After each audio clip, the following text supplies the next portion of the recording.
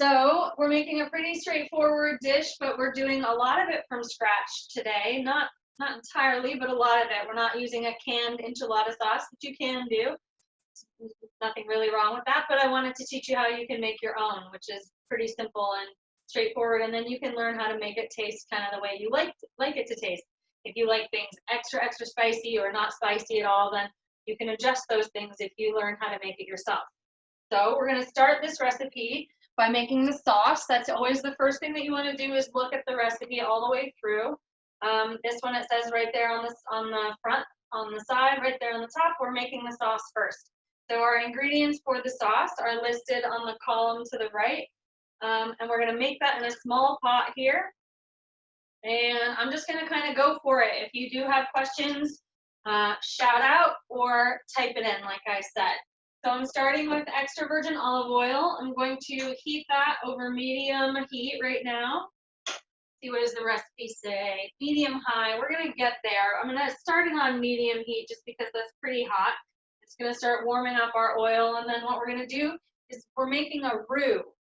That word is spelled R-O-U-X. It's a French word, and it's a thickening agent. So it's a combination of either oil or butter and flour. So it's a fat and a flour, and you mix those together and you make a roux, and that roux is used to thicken your sauces.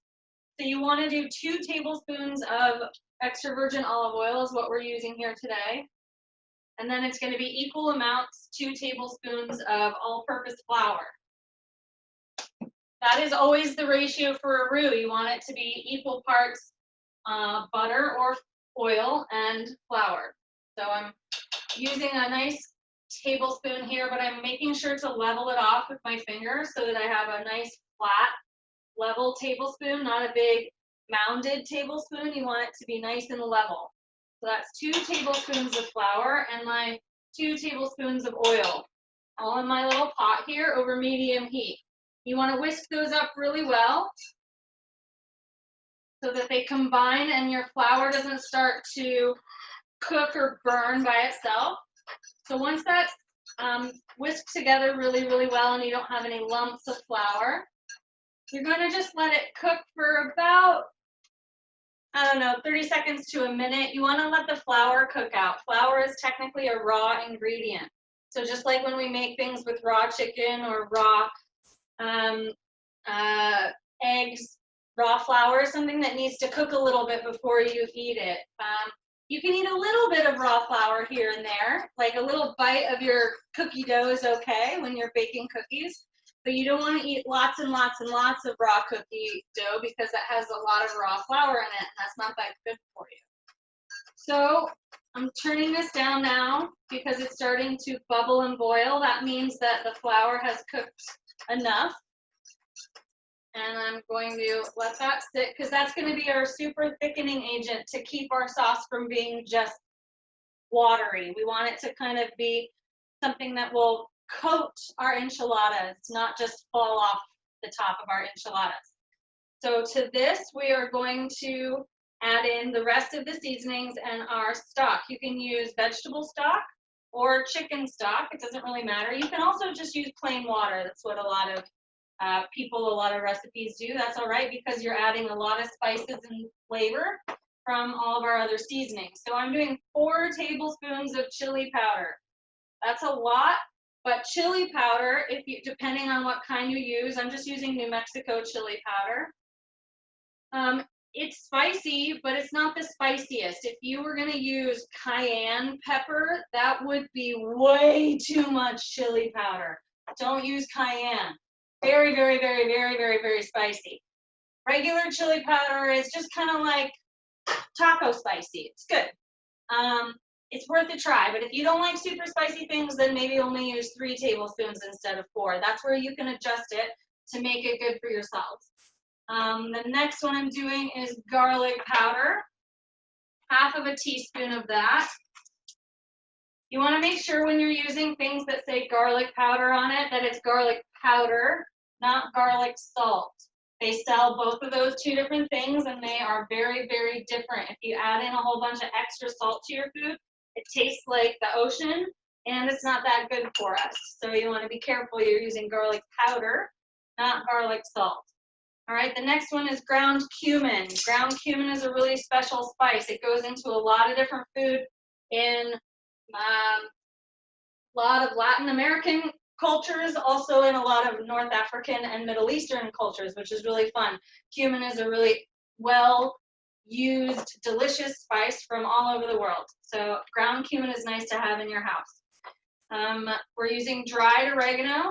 If you happen to have fresh oregano, that's awesome. You could totally use that instead. I'm using a 1/4 teaspoon of that. And then it's 2 cups of stock. I happen to have chicken stock that was already opened from a class, and so I'm going to use that. You want to try to look for stock that is low sodium or no salt added, or you can always make your own by chopping up vegetables and putting it into a pot and cooking it up and then adding water, and you get a lot of really flavorful liquid that way. There's a lot of different ways you can make stock really easily. So as I pour in my stock, I'm going to stir it around. It's going to mix into all of the spices and that roux that we had in there, which is going to help this from becoming super watery. So as this cooks, it's going to get thicker because that roux is going to thicken it up and make it into more of a sauce than it is now. But it wants to cook with all those flavors for a little while. So I'm going to bring this up to a boil. Once it comes up to a boil and it's bubbling again, then I'm going to turn it to a simmer, and I'm going to leave it and let it simmer for about 10 minutes at least. While that's happening, we can get a few of our other things done, like chopping up some chicken and some onions I'm going to show you. But I want to bring this up first to a rapid boil, lots of bubbles, and then turn it to a simmer, because that's going to help make that roux activate, and then it'll thicken up and get nice and more of the consistency that we want it. Right now it's a little thinner than we want it to be. I'm going to set a couple of these things aside. Always trying to clean up as you go. That's one of the first lessons that you can learn while cooking. It makes things a lot easier in the end if you do a little bit, just a little bit as you go. Doesn't take much. While this is coming up to a boil, I'm going to move the camera back just so you guys can see now what I'm going to do on the cutting board. That's good, yeah. Okay. We are going to be prepping a couple different things. The recipe calls for chicken chopped up small, like cubes. You can cut it into rough shape. It doesn't have to be a perfect cube. Nobody's going to come into your kitchen with a ruler and get all crazy about it. We're going to cut the onion up very, very small for a couple different reasons. We want to spread the flavor out a lot throughout the enchiladas, and so the smaller you cut it, the more the flavor gets dispersed. Also, when you bite into your enchilada, I don't know about you, but I don't want to eat like a big chunk of onion. I want the onion to be kind of chopped up nicely so that it goes into the food and blends into all the delicious flavors. Julia, I have a question. Did you say to ask questions in the chat or just say them out loud? If you need it while you're cooking, you can just say it out loud. If Okay. It's something that can wait, you can chat it. So for the roux, can you show us your roux? Because were we supposed to bring it to a boil and then simmer, or just simmer right away? The sauce or the roux? The whole sauce? The sauce. I'm bringing it up to a boil, and then I'm going to turn it down to a simmer. It hasn't even come up to a full boil yet. Okay, got it. Yeah, but once you see any bubbles in the sauce, then turn it down to the simmer. Thank you. Yeah, of course. Those kinds of questions are perfect. If any of you need things right away, don't hesitate. I don't want anyone's food to get burned or anything. And we're not in the same room, so I can't unfortunately see exactly what's going on or smell your food or taste it for you. So you guys have to smell it and taste it yourself. That's also the fun thing about learning how to cook. You get to taste it as you go and make sure that you're doing it right. That's sort of the fun part. So I've got some chicken that I need to cut up. I've got onion I need to cut up. Most of my cheese is already shredded. I had a couple of different bags. One's like a regular Mexican blend. One is a little bit of leftover cheddar. If I need a little bit extra, I have one of those blocks of I think this is Colby Jack. Always have random cheese. I'm just gonna shred that up, add it to the mix, and make a nice medley of cheese. It doesn't really matter. I've got my can of green chilies. This recipe calls for a 4-ounce can, which is the really itty bitty baby can. I happen to already have a 7-ounce can in my pantry. I'm not gonna go get more just because. So if I have 7 ounces and I need 4 ounces, I have to subtract 3 ounces. Good job, everybody. So I need to just use a little bit less than what's in this can. That's all I'm gonna do.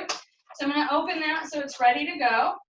That also is a bonus for me because then I have a little bit of extra green chilies I can chop up, I can have in my omelets. I love green chilies in my omelets in the morning. So that's ready to go. You just wanna open it so it's ready.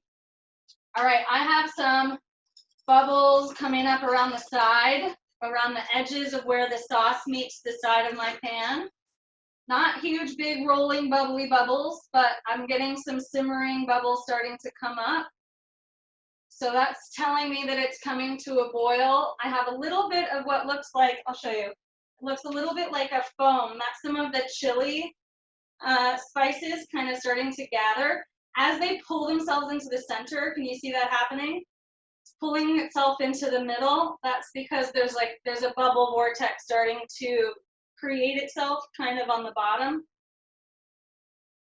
That is, it's coming to a boil. Lots of little teeny tiny bubbles starting to come up through the chili. It's hard to tell because it's not just water, but it's a really high heat. I've got lots of little bubbles starting to come in from the sides.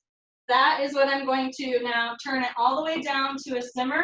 I'm going to put it on my back burner just so I can kind of put it away. That's where that saying comes from. You know that? When you put something on the back burner, it means you can just kind of put it on low and think about it for a while. All right.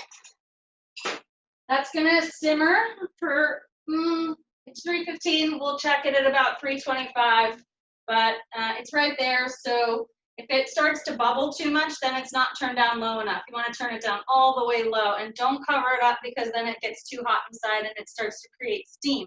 We don't want that. We want it to kind of evaporate more and more of the water so it becomes a more and more condensed, flavorful sauce. Okay, so that's kind of doing its own thing now. I'm gonna cut the onion first because then I don't have to wash the cutting board, because after that, I'm gonna cut the chicken. When I cut the chicken, I have to cut the cutting board. I'm gonna get rid of it entirely because it will have nasty raw chicken all over it. We can't do anything else with that knife or that cutting board. So that's why I'm gonna do it last. So the onion, I'm gonna wear gloves just because then I don't have to keep washing my hands in between each kind of thing. Plus I have a couple of little tiny cuts on my fingers, and onion juice has enough of an acid content. It's not as bad as lemons, but it doesn't feel very good. So if you have any little teeny tiny cuts, you don't wanna get those on your fingers. So, cutting an onion, there are some tricks to remember. Unfortunately, this onion, do I have a different one? No. Well, I can show you on the red one. Onions have two ends to them, the end where the greens grow long and tall and the end where the roots grow down into the ground, and the roots look like thick garden hair, okay? This onion, unfortunately, the roots got cut off, but you can tell the end because this is where it used to come up. That's kind of what those lines tell you. It used to grow up that way. And then this root end is really woody and hard, and that's where the hairs used to come out. You want to leave that root end attached. Don't cut that off, okay? You're going to cut the other end off. But first I'm going to cut it in half. That's going to be the best and easiest way. This is also a very large onion. Oh yeah, and I don't need this much onion. So, most important, cut it in half. You put your fingers in a claw when you're using a sharp knife of any kind, okay? This is your guide hand. So if you hear me saying guide hand, it's because this hand guides the food and helps guide what you're doing. So my guide hand is always in a claw shape, pretty much, so that this first knuckle doesn't get cut off. If it's tucked underneath, it's nice and safe. And then I want to use the knife, holding the handle as close to the blade as possible. And you bring the knife tip down to the cutting board first, and then you chop downward. Once you've got your flat side, I'm only going to be using half of this onion, so this is perfect.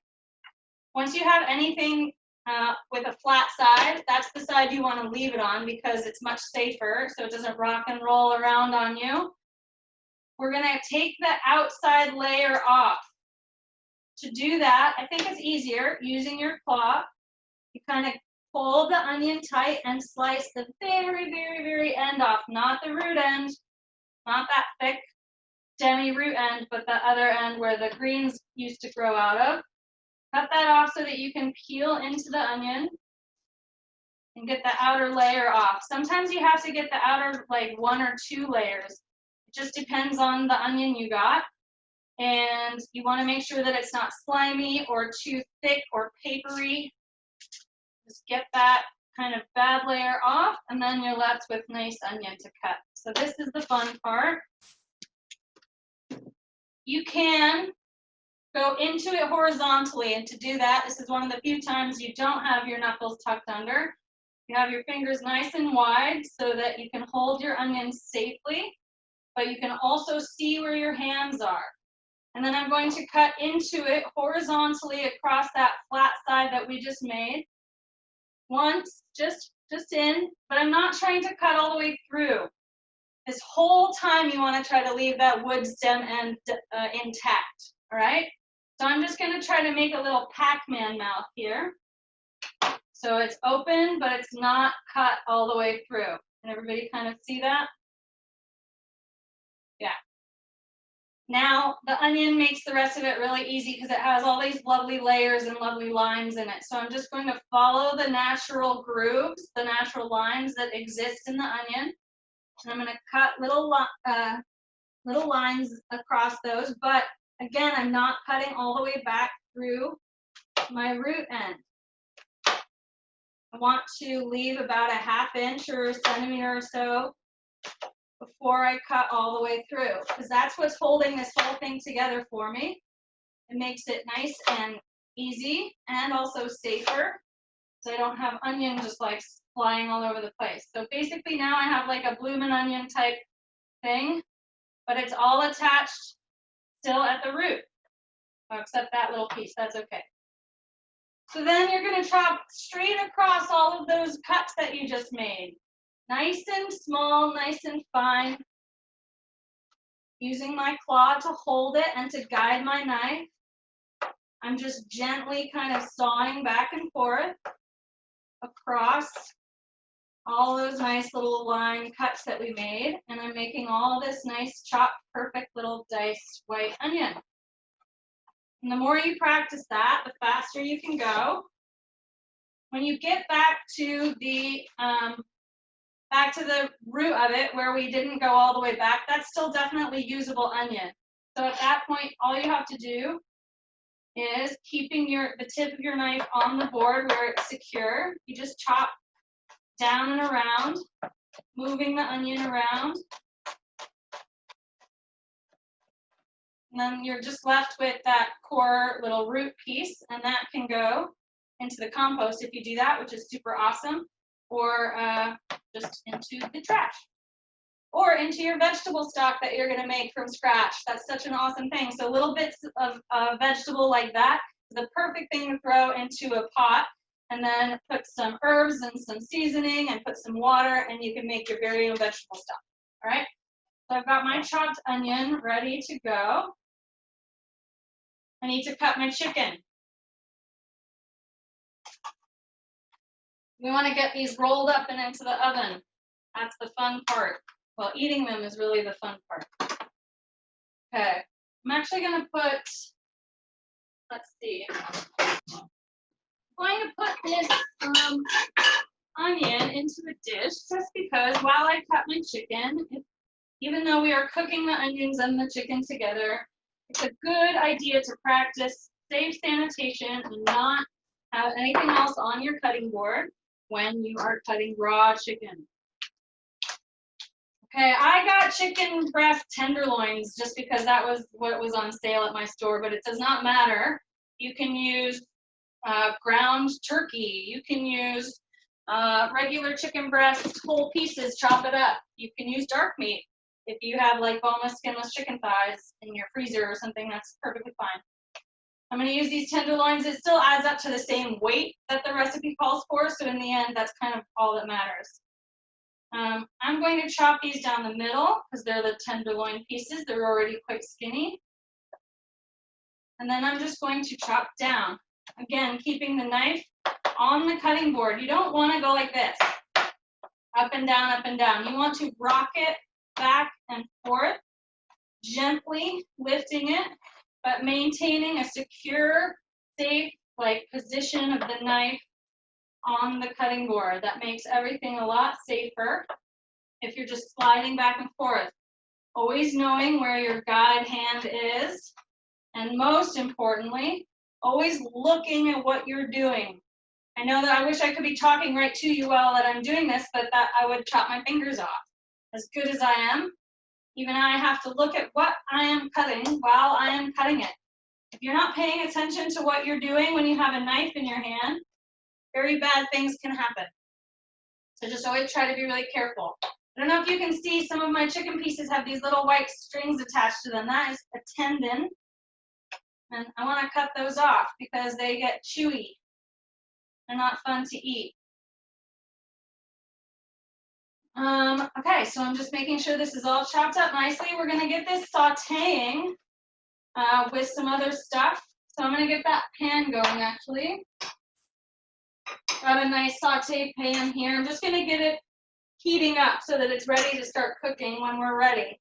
I will turn the camera back around so you will be able to watch that in action. We're going to cook our chicken. Well, first the onions, and then add in our chicken and green chilies and let that cook until it is cooked through. The smaller you chop your chicken, the faster it will cook. If you chop it into very, very large, chunky pieces, first of all, that won't really roll up very well in our tortillas. Also, it will end up taking a really long time to cook. So we want to try to think about things as efficiently as possible whenever you're cooking. How is it going to make it sort of the easiest and most practical way, but to also get a delicious outcome? All right, that last little string. Chicken is chopped. Some of these strings are what they call silver skin. Some of them are connective tissues. There's a lot of things happening here. Let's get all that off. All right. So I'm going to start by taking off my chicken gloves. Don't want to touch any more things with that one that touched all the chicken. This is all raw chicken. I don't really want to touch that. I'm just going to get my pan going so that I can do my onions. Let's see, I can slide it all over. Put the camera back. All that's gonna go into this. Yeah, wait, could you just do like a 2-minute timeout? Because we're way behind. Yeah, sure. It's just about getting it into the oven. I want to make sure that I have a finished product to show everybody. Fast at cutting, much faster than the kid. Oh yeah, no, I know. Yeah. Okay. Yeah, I'll pause just a moment for sure. Were those chickens cubes or strips? Cubes. Try to cut it into, I mean, if you cut it into strips, that's fine. Then you'll just have to roll it a little bit differently. But I think small dice or cubes is definitely the best. Okay.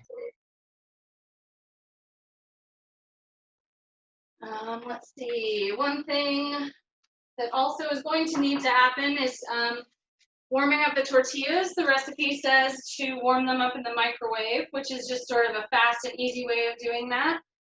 You just wrap them in a clean, lint-free towel or paper towels and kind of blast them in the microwave for maybe 30 seconds at a time until the tortillas are kind of steamed and pliable, really, really flexible. You want to make sure that they are not super cold. Otherwise, when we start to roll them up, they're just going to crack and break. And eventually that means that none of our enchiladas will stay together. 4, 5, 6. So I'm gonna just get mine ready to go. Wrap them up in some paper towels. I'll show you that. Here, keep my pan on very low so it's still ready to go, but jump back into that just a second. Okay, so you can see here, I'm just using paper towels and I'm just wrapping up. I have these sort of, I think they're called king size corn tortillas. It's just what I had. It doesn't matter. You can even make baby enchiladas in those little teeny tiny street tacos that they have. As long as I recommend using corn. It's sort of just a little bit more authentic for me, and it's better for us. Corn tortillas are a whole grain, whereas flour tortillas are a refined, processed grain. So if you can ever make that choice, corn tortillas are just usually a little bit better of an option for us to have whole grains in our lives. So I'm just making sure that they're really, really well wrapped on all sides, and they're gonna stay sealed up in the microwave. And I'm just gonna put them in there so they're ready to go. And then I think we'll jump back into making this chicken stuff.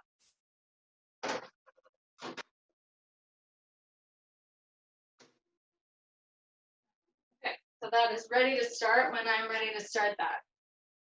If you are still trying to catch up, I don't want you to feel like pressured. I've been doing this for 16 years, so I very seriously doubt any of you will be able to go as fast as me, and don't feel bad about that. If you have to catch up and finish yours maybe a little bit after we're done, then hopefully we'll all catch up pretty soon. I want to make sure that I get these in the oven, so I'm gonna start back up again. The non-stick pan that I'm using is a very good non-stick pan. Things don't really stick to it very, very much. So I'm going to use a little bit less oil than what the recipe calls for. It says 2 tablespoons to start cooking your onion and then chicken and chilies.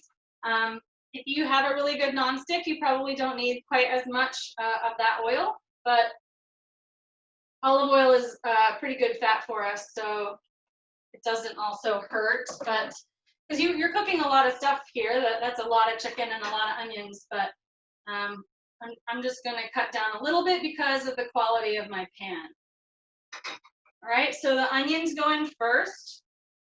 Normally when you're sauteing things, this would be kind of fast. I would want to wait for my oil to get hot before I add in my food, but because the pan was sitting here getting hot already for a little while, my oil is like instantly hot. So this whole situation is ready to go. You'll hear it start to sizzle a little bit there. The onions, we are not trying to brown them per se. We're just trying to kind of sweat them out. So keeping your heat on a medium heat, nothing really too high. We're trying to let them get cooked and translucent, but not really darkened or caramelized. All right. I'm going to use my handy wooden spatula. Doesn't matter what utensil you use, except that if you are using a non-stick skillet, try not to use something that is really sharp or metallic. If you use metal tongs, it might scratch the non-stick coating that's on the pan, and that will ruin the pan. So you want to be really nice to your non-stick pans if you're using one of those. But you could do this in any skillet, like a cast iron skillet would be fine too. I just kind of wanted to use this one because of its non-stick properties. I'm not trying to build up a lot of caramelized flavor. I'm just trying to cook things off. Okay. This is hopefully giving you guys a little bit also some time to catch up. This is an easy process. You can do this on a really high heat as long as you keep stirring it. If I wanted to, I could turn this all the way up to the very, very highest, and it would cook a lot faster, but I would just have to stir it a lot faster also because I don't want it to burn or stick or do anything too dangerous while the heat is very high. Smells very good. Occasionally, I'm still looking at my sauce and kind of giving it a quick whisk. I can tell that it is getting thicker just because of the drag that I get when I move my whisk around. I can feel that it's thicker. You can also see that it has reduced a little bit because of the level of where it is on the side of the pot. If you can kind of see that. Like it used to be higher up on the pot. You can see that on the sides, and now it's kind of lower down because a lot of the water that was in that chicken stock is cooking out. My onions are right to the point where I want them to be. You can tell that they're very shiny. They're starting to, well, they're very tenderized. They wouldn't taste like hard raw onions. They're not sharp or acidic tasting anymore. They're going to be nice and mild tasting now. What happens when you cook onions? It's very nice. Okay, I'm going to let that kind of bubble up on about a medium-high heat. Now we're going to add in our chopped chicken and our green chilies. Let me see, I'll pour in. Oh, I got the wrong green chilies. Mistakes happen, so I need to chop my chilies. These are whole. Look, so you can get green chilies that come already chopped up, which is what I thought I had in my cabinet. Instead, I have whole green chilies. So now I have to chop these up, which is fine. It gives you guys even more time. I'm just going to use 2 whole green chilies. Chop, chop, chop, chop, chop. The fact that I'm doing this without a glove on means that this hand now, which has touched these chilies, is going to be spicy. I don't want to touch my skin or my eyes after I have touched chilies. Very painful. Very painful. So I'm going to wash my hands now. Take my knife away. There have been times where I've forgotten that I just chopped a jalapeno or something and then I rub my eye. Oh, not fun. Don't do that. Okay. Now we're going to add in our chicken and our chopped green chilies.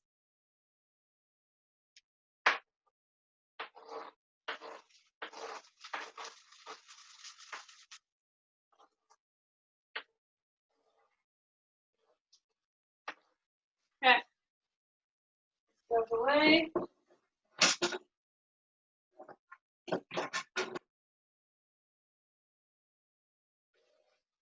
Stir this up.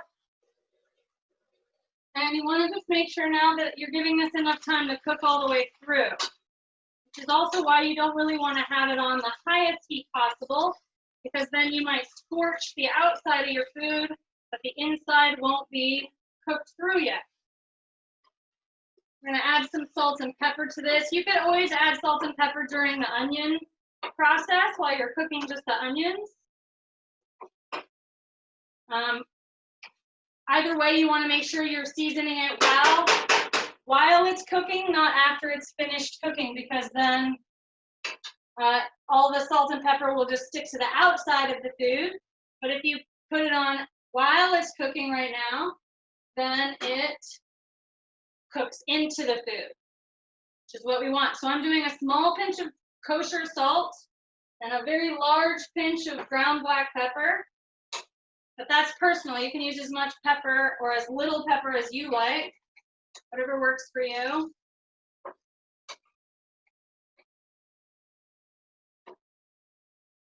All right. Just gonna stir that up, make sure the heat is consistent. And I'm gonna let that cook on sort of on this side for about a minute or 2.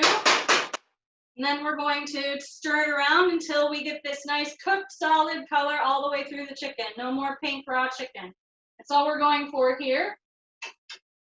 So while that happens, I'm just going to straighten a little bit because this is where I'm going to build my assembly line. You always kind of want to make things like this in an assembly line. If you build one enchilada at a time, it would take forever. And it wouldn't quite work out. So right now you want to turn your oven up to 350 because you're going to eventually be putting these in the oven. Setting some things aside.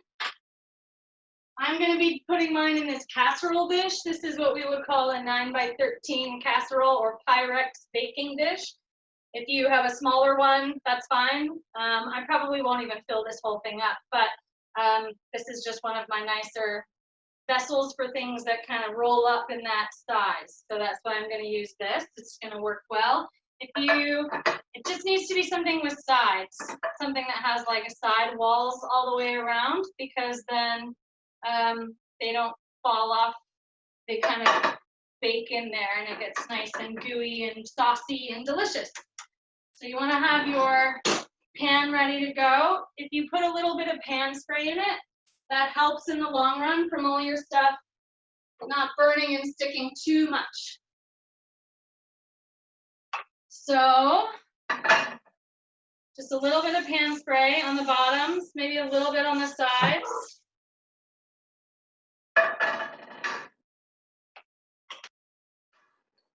Make sure now that we're stirring everything up.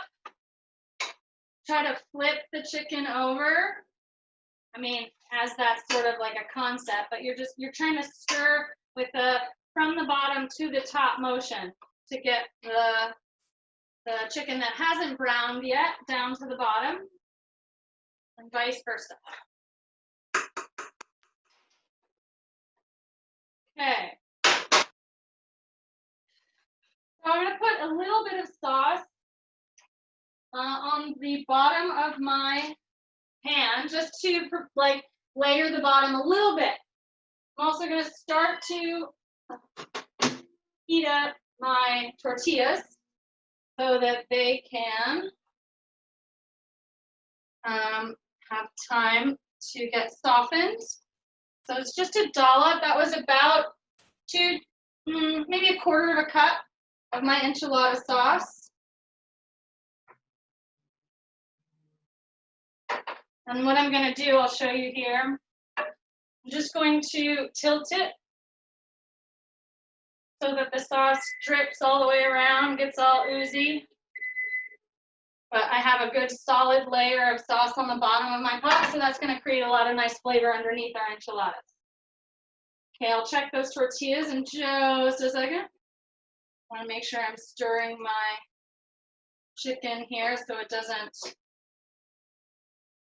stick or burn. All right, I think that might be my last stir. I think it'll cook up pretty much at 90% done now. Check these tortillas. So I can tell that they're not hot all the way through yet. They're getting a little bit softer and bendier, but not quite there yet. So I'm going to flip the whole package over and go for another 30 seconds.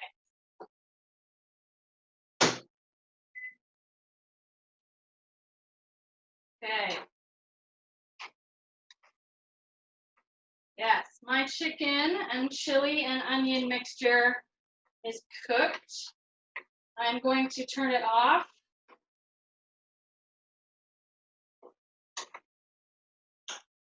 All right, and make sure all of my burners are off. It's always sort of a double check thing for me. Did I turn that off? Yes.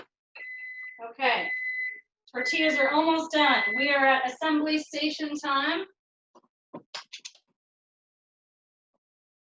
Might turn my oven a little hotter than yours just so it'll finish in time for me to show you what it's supposed to look like. All right, my pan is going to go to the side.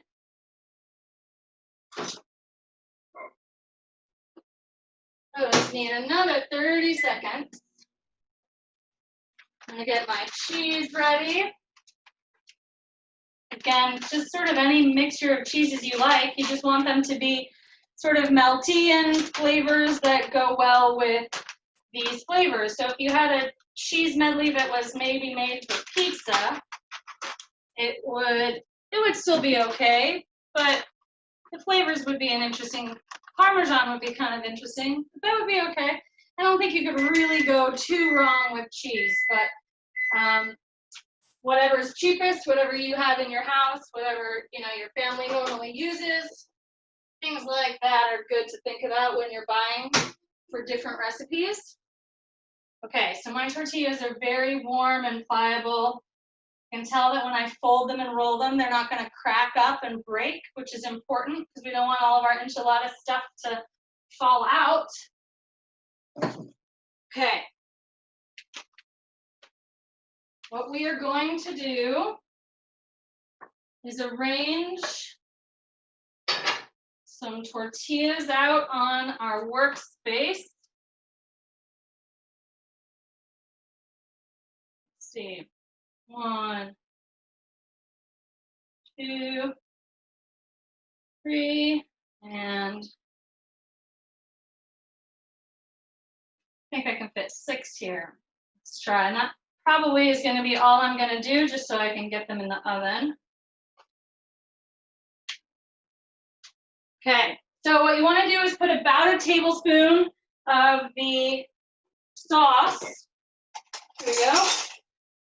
Depending on the size of your tortilla, a little bit more, but you don't want them to be super duper soggy. So we're going for like a line of sauce down the middle. That was even less than a tablespoon for me. It kind of depends.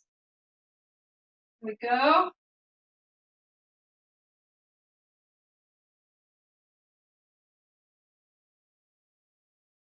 All the way on all of them, make a nice straight line. Well, no one's gonna, yeah, like I told you before, nobody's gonna come at you with a ruler. It doesn't matter if it's straight. Just make it, try to keep it in one area down the center. That's just for ease of rolling later on. So we're gonna then put a spoonful, big scoop of the chicken filling down the middle.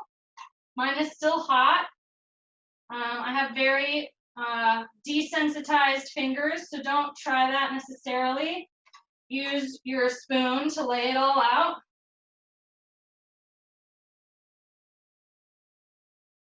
Okay, I'm going to end up sprinkling the cheese all over the top. You can definitely put cheese on the bottom and on the top. That helps it get real nice and gooey inside. Just in the interest of time, I think though that either way you're going to get really ooey gooey delicious enchiladas. We put a lot of yummy different things with different flavors in here. The green chilies add a lot of really yumminess inside. Green chili as opposed to red chili has, well, depending on the chili. These kinds of green chilies are not that spicy. They're more full of flavor. And if you don't like the flavor, then just leave them out and make the filling with chicken and onions and maybe a little garlic and some bell peppers and spices and cheese. And you're still going to have delicious food. All right, so that's our chicken filling. Oh yeah, I'm going to have plenty of cheese. I don't need to shred anymore. I'm going to put a fair amount, well, what does the recipe say? Where's my 3 cups divided evenly, and it makes 12 total. So someone do that math. Okay, it's a 1/4 cup each.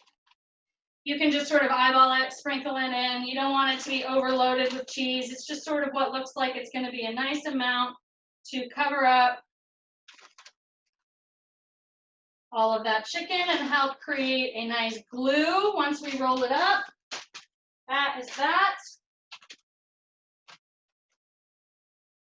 Okay, I want to get my pan nearby so that it's ready to go. What I'm going to do now is spin and roll. So I'm going to bring up the bottom layer, which is the layer closest to me. Bring it up over. Grab the food that's in the middle with the tortilla, and then keep rolling it. Oh no, my tortilla split. That is going to happen. Okay. Still going to be delicious. Let's hope that doesn't happen to every single one. It might. Just going to, yeah, they're all splitting. This is not my day. Okay, let's try them again. Roll, roll, roll. That one didn't split. Ooh, too much. If that happens, that is okay. Obviously, it's going to be delicious. You can bring the next side up and kind of bring them together. Lift them up. Seam side down if you can in the pan. Bring that up, bring this up. Seam side down. Bring this up to meet it. Okay. Seam side down. So, a couple of messed up ones here, that's all right. I think I needed to steam them for about 30 more seconds. Mistakes are made. They are going to be delicious nonetheless. So what I'm going to do now is spoon a bunch of sauce over this. Wow, we are out of time. Okay, I'm going to go like this. Try to drizzle it over the top.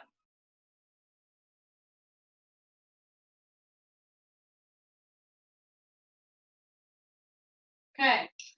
I want to make sure that there is enough sauce for flavor, but again, if there's too much, it's just going to turn it into big soggy mush.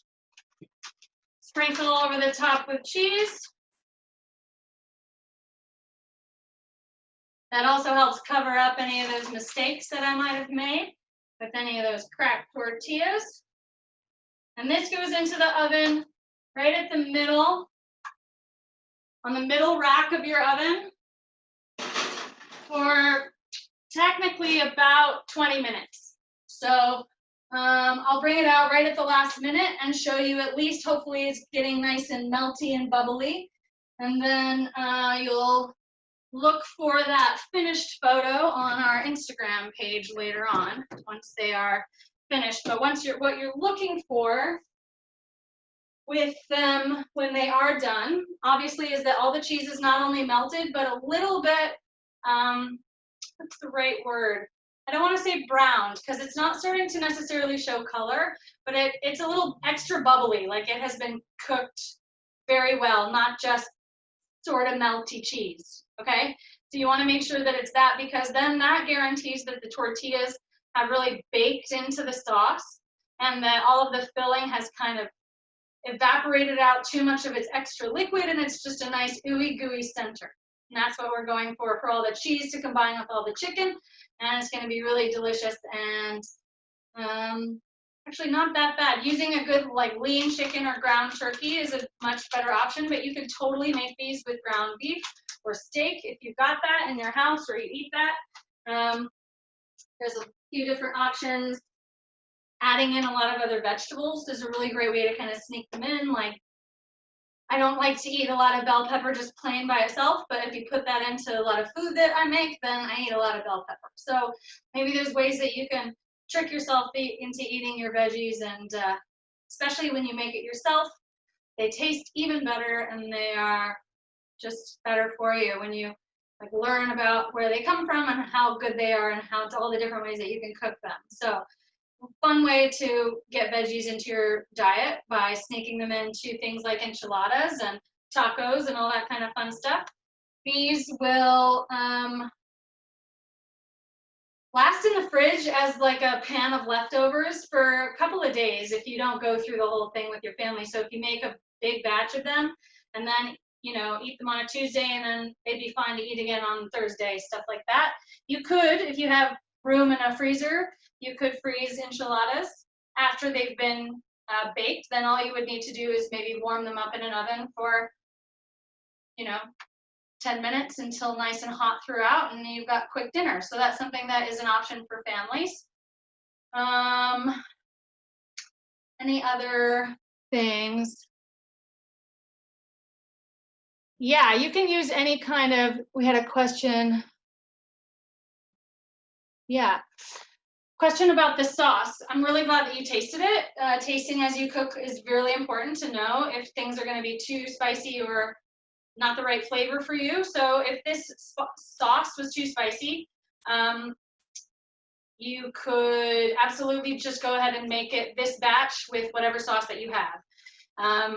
Like that's, if you have a salsa verde green sauce, and green chicken enchiladas will be really delicious. As long as the enchiladas are not baking dry and they have some sort of sauce and flavor, then it's going to be great. And then the next time, maybe just reduce the amount of chili powder by like half or even more, and then you can just adjust based on that. I hope that helps. I hope that you're still cooking them along.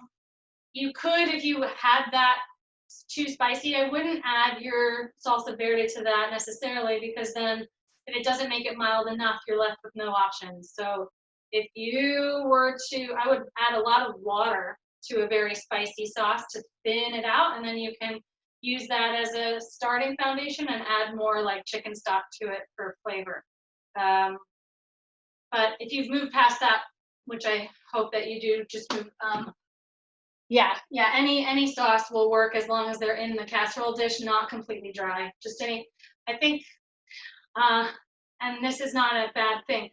There are some people in my family, you know, kind of Midwest Tex-Mex recipes that have been passed around. I don't think that these are regular things people eat, but I've seen enchilada recipes just made with like La Victoria salsa as the sauce, which is super not authentic, but it's a delicious salsa, so it's not going to be bad as long as they're not dry tortillas, because then that'll just bake into crispy grossness. So yeah, that will work. I'm very sorry this sauce was too spicy. I understand that spicy is a very sensitive thing for a lot of people, and it's really a give or take, and that's the important thing about tasting as you cook and learning what works for you best.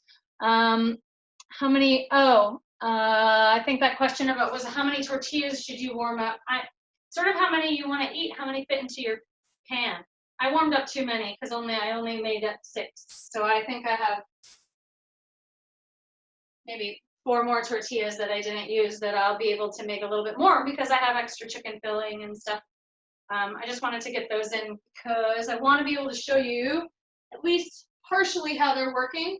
The thing with cooking anything, and if you've been in a class with me before, you've heard this, I'm sorry to repeat myself, but it's important. No oven is even. So when you're baking something in an oven, usually there's one spot in the oven that's a little hotter than the others. And so what I like to do to kind of give my food a good fighting chance to have a nice, consistent, even cook is to spin my pan 180 degrees, which just means front to back, back to front, halfway through the cooking process, so that I know everything is getting a nice and even cook. So I'm going to show you here. This is what I'm talking about when I say just a very light, soft melt. The cheese is all melted, and the tortillas are hot, but they're all just kind of a little bit too soggy, if that word helps describe what I'm trying to show you. It's just kind of like soggy, melty cheese. What we're going to look for is in about another 5 minutes, actually. Hopefully, maybe we'll make it right on time because I've got my oven kind of cranked up here. We're going to look for that cheese to be looking like it's starting to broil. It's starting to kind of bubble and, well, it's called gratin. Actually, that is the French cooking term for that. That's why those dishes are called gratin dishes, because they have been broiled with like a cheese or a cream sauce on top to create a bubbly browned effect. So what we're going for is a slightly gratin enchilada top. Very fancy word for a nice family dish, but that's okay. Learning the technical words. This is, that's the fun thing. I remember learning a lot of these words in culinary school and in my experience working in various restaurants and catering kitchens. And so I don't speak French at all, but I feel like I can pretend my accent pretty well, and I know a lot of cooking words. So I can pretend like I can have a conversation about food, though. If you try to talk to me about anything else in French, I'm lost completely. More of a Spanish person. That's just because I grew up here in Los Angeles. So we are very close to being finished on that. The sauce, if you have extra sauce, it does keep for a very long time in your fridge. You could put it in a Tupperware or a jar and it'll last for a couple of weeks. Make another batch of enchiladas in a week. You could make a slightly different kind of filling and then kind of change it up, but have a similar dinner with some of your prep already done. That's how I like to do some prep, make sauces and things in advance so that I'm not cooking the same thing over and over again, but I can kind of just change up the filling and, oh, look, it's not the same thing again. That's sort of more of a tip for the parents out there doing all of the shopping and planning. If there are any other questions about this recipe, shout them out or type them in next week. Let's see. Next week, I think we're going to be doing some homemade meatballs and marinara. I'm probably making mine out of turkey. I think that's sort of the healthiest, and they freeze really great. But if you like ground beef or any other kind of ground meat, you can definitely do that. So start to think about that, but look for the recipe coming out to you either tomorrow evening or Friday morning. So meatballs with a homemade marinara sauce, and I don't even make pasta necessarily to go with mine. I like to eat it with crusty bread, but that's up to you and your family, obviously. But it's a really nice option, and I personally like it because I don't think we're going to even worry about putting it into the oven. I think I'm going to have us cook them completely done on the stovetop so we don't have to get our ovens too hot next week, which is going to be really fun because it's warming up. I don't know about your neighborhoods. It is spicy over here. Okay. Just a couple minutes away. I'm getting there. You can start to see that it's drying out in some places. My enchilada sauce is starting to look more like a thick, like a pasty sauce, even all around the pan. That's excellent. It's hard for you to see this, but the very edges of the tortilla that are not covered in sauce are getting really nice and crispy, which is what I'm going for. That's what you should be looking for. And now I know that it's hot through. I know that the chicken is cooked, so I'm actually going to put it under the broiler. I don't know. A lot of people think that this drawer underneath their oven is a drawer, and actually in your oven it might be. Some ovens are, the broiler is inside the oven. My broiler is underneath the oven, and what a broiler is, if you don't know, is it brings the heat from above. So it actually creates a very hot flame, and then your food is right below that, which is gonna what to our cheese? It's gonna gratin our cheese. So we're gonna get a little bit more of a toasty, bubbly melt right on top. You don't have to do that. You leave it in the oven for another like 5 minutes, it'll get to that point. I just kind of want to show you. But if you have a broiler, then this is a really great way to finish anything that has melted cheese on top. But 100%, this is something that the parents have to help with. I mean, I'm an old lady, and sometimes I hurt myself on things that are really, really hot and sharp. So you want to be careful and have people help. So broilers are very hot, and they're either in the bottom of the oven, or it's part of your oven, and you just have to turn on a separate button, and then you put your food very close to the top on the rack. And that's it. And then it doesn't take long. I just put that in maybe a minute and 30 seconds ago at most. Now I'm going to take it out and I'm going to show you. Oh, I have some delicious gratin cheese here. Can you see how golden and crusty and beautiful and melty that all got? And look, even some of my tortilla got kind of golden brown and crispy. My sauce is nice and condensed. All the flavor has like cooked down. I'm turning my oven and broiler off. Close this very hot door. Set this down. Voila!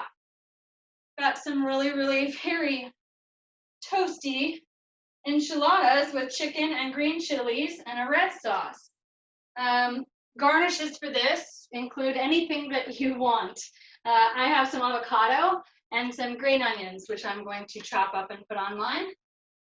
We have just hit the 4 o'clock mark. I understand if you have to run. If you do have any other questions, I'm not kicking you out right at the moment.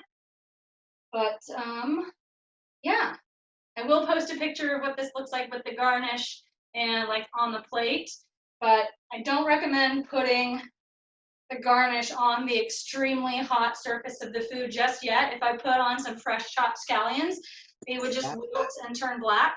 If I put on some fresh chopped avocado, the same thing, it would just get kind of hot and black in color. So I'm going to get my garnish ready. And so what I recommend is getting your garnishes ready and then plate it up and then garnish everybody's food separately on the plates. Yeah, go ahead. What's your favorite thing to cook? Oh, that's such a good question. Honestly, it's not even cooking. My favorite thing to make is bread. I really love baking bread from scratch. I've been extremely lucky, and my grandfather started making sourdough bread I don't know, 60 years ago, and he kept making the same sourdough starter over and over and over and over and over again. And I got some of it. And so did my cousins, and so did my aunt, and so did my brother. And so when I make bread, I make sourdough bread out of the same sourdough starter that my grandpa used forever and ever and ever. So it's like I get to make something that's part of my family, but it's also the most delicious thing, and it makes my house smell good. And it's like a workout. I get to be a part of the process. You have to really kind of work hard and knead it and feel the dough and smell the dough. It's a very scientific and fun experience for me. Those are fun questions. Thank you for asking that. I would love to know what everybody else's favorite thing to cook is, if you want to tell me. You can always type it in, or you can think about it and let us know what next week.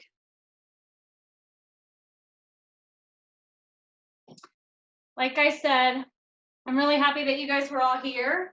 I'm sorry that sometimes I move really fast. It's just we only have an hour sometimes with these recipes, and I just want to make sure that I can show you the highlights of all the important things that you're trying to remember to do. But these are being recorded, and if you need to go back and refresh your memory, or if you need to get in contact with me and ask any questions at any time, you have my email, and you can always find me on the UCLA Teaching Kitchen Instagram account.